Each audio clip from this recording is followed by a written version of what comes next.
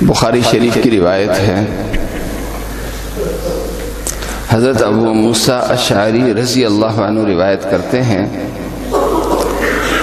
کہ جناب رسول اکرم صلی اللہ علیہ وسلم فتح مکے کے بعد طائف کے مشرکین سے لڑنے کے لیے جب انہوں نے مسلمانوں کے خلاف بھرپور لڑنے کی تیاری کی تو ان کا مقابلہ کرنے کے لیے رسول کریم صلی اللہ علیہ وسلم طائف کی طرف نکلے۔ اس غزوے سے واپسی پہ رسول کریم صلی اللہ علیہ وسلم ایک مقام ہے جعرانہ جو مکہ اور مدینہ کے درمیان واقع ہے۔ رسول کریم صلی اللہ علیہ وسلم 12,000 صحابہ کے ساتھ یہاں تشریف فرما تھے کہ ایک اعرابی آیا اور لوگوں کو چیرتا ہوا رسول کریم صلی اللہ علیہ وسلم کی خدمت میں حاضر ہوا۔ عرض کیا، یا رسول اللہ، آپ نے مجھ سے ایک بڑے انعام کا وعدہ کیا تھا، اب مجھے آپ بتائیں آپ وہ وعدہ کب پورا کریں گے؟ آپ نے مجھ سے ایک بڑے انعام کا وعدہ کیا تھا، آپ بتائیں وہ وعدہ کب پورا کریں گے؟ رسول کریم صلی اللہ علیہ وسلم نے ارشاد فرمایا، مجھ سے ایک خوشخبری اور لے لو۔ عرض کیا، مجھے خوشخبریاں نہیں چاہیے، مجھے تو انعام چاہیے۔ دیہاتی تھا، جو دل میں بات تھی بے ڈھنگے طریقے سے وہ کر جاتے تھے۔ رسول کریم صلی اللہ علیہ وسلم حضرت بلال رضی اللہ عنہ اور حضرت ابو موسیٰ اشعری رضی اللہ عنہ کی طرف متوجہ ہوئے، فرمایا کہ یہ اعرابی تو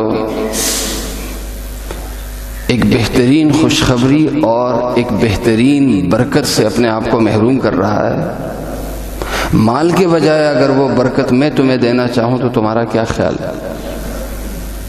ان دونوں نے عرض کیا، یا رسول اللہ، ہم اسی انتظار میں ہیں۔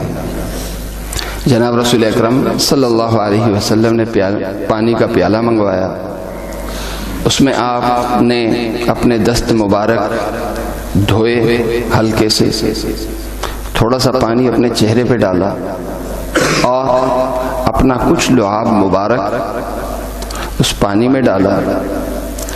فرمایا پیغمبر پاک صلی اللہ علیہ وسلم نے، یہ میرے بدن کا چھوا ہوا پانی ہے، میرے بدن کو مس کیا ہوا پانی ہے، یہ مبارک پانی ہے، اسے تم لوگ پی لو کہ اس سے تمہیں دنیا کی برکتیں ملیں گی۔ حضرت ابو موسیٰ اشعری رضی اللہ عنہ کہتے ہیں کہ میں آگے ہونا چاہ رہا تھا، حضرت بلال رضی اللہ عنہ مجھ سے آگے بڑھے اور رسول کریم صلی اللہ علیہ وسلم کے ہاتھ مبارک سے پیالہ لیا، مجھے پلایا، پھر خود جب پینے لگے تو پردے کے پیچھے سے آواز آئی، حضرت ام سلمہ رضی اللہ عنہا، ہماری ماں حضرت ام سلمہ رضی اللہ عنہا کی آواز آئی کہ کچھ میرے لیے بھی، کچھ اپنی ماں کے لیے بھی بچا لو۔ تو ان کے لیے بھی کچھ حصہ بچایا گیا اور انہوں نے بھی اس پانی میں سے انہوں نے بھی نوش کیے۔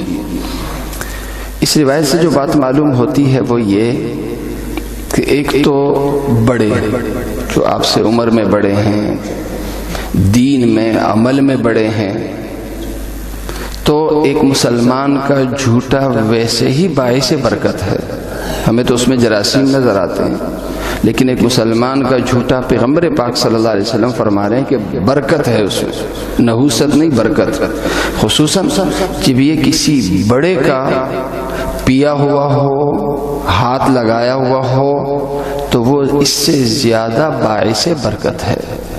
رسول کریم صلی اللہ علیہ وسلم صحابہ کی تربیت کرنے کے لیے کہ ان میں بڑوں کا احترام آئے، بڑوں کی چیزوں کو عزت کی نگاہ سے دیکھیں، احترام کی نگاہ سے دیکھیں، رسول کریم صلی اللہ علیہ وسلم ان کی اسی طرح کی تربیت فرماتے تھے۔ اپنے بچوں کی جب ہم تربیت کریں، خود جب پانی پئیں تو بچوں کو بلا بیٹا پی لو، بیٹا جس گلاس سے تمہاری ماں پیتی ہے نا اسی گلاس سے تم پانی پیا کرو۔ اب میاں بیوی میں تو یہ چکر سارے چلتے ہیں، وہ جو محبت ہوتی ہے کس انداز کی ہوتی ہے اس میں تو سب کچھ چلتا ہے، اس میں تو جراثیم نظر نہیں آتا، لیکن ماں کے پیالے میں، باپ کے پیالے میں، دادے کے پیالے میں ہمیں جراثیم نظر آ جاتے ہیں۔ کیوں؟ اس لیے کہ اس کے پیچھے خواہش کار فرما نہیں ہوتی۔ تو بڑوں سے بڑوں کی عزت آئے بچوں کے دلوں میں، ان کا احترام پیدا ہو، اس کا ایک طریقہ یہ ہے کہ اپنی استعمال کردہ چیزیں بچوں سے استعمال کروایا کریں کہ اس سے ان کے اندر ادب آتا ہے۔ دوسری بات، ایک اعرابی کا یہ واقعہ ہم نے سنا، ہمیں ہنسی آتی ہے کہ کیسا عجیب آدمی تھا، لیکن ہم بھی اسی کی طرح ہیں۔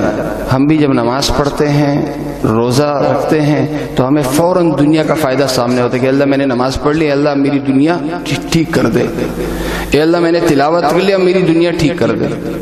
آخرت ٹھیک ہو یا نہ ہو اس سے ہمیں کوئی بحث نہیں ہے، نماز سے میری دنیا ٹھیک ہونی چاہیے، دعا سے میری دنیا ٹھیک ہونی چاہیے، تلاوت سے میری دنیا ٹھیک ہونی چاہیے۔ تو اعمال سے ہم اپنی روحانی قوت کو بڑھانے، آخرت کو ٹھیک کرنے، اللہ کو خوش کرنے، اللہ کے رسول کو خوش کرنے، یہ مقصد ہمارے سامنے نہیں ہوتا۔ مقصد اگر ہوتا ہے تو وہ دنیا کو ٹھیک کرنا ہوتا ہے۔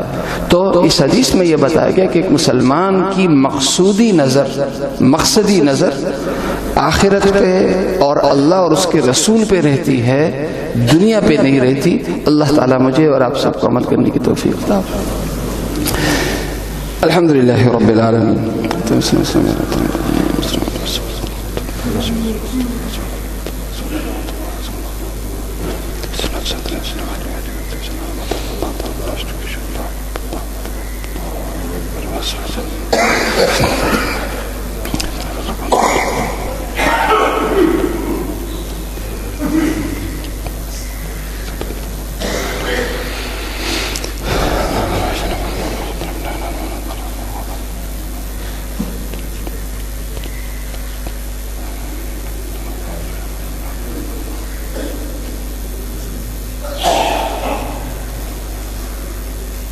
برحمتك يا ارحم الراحمين۔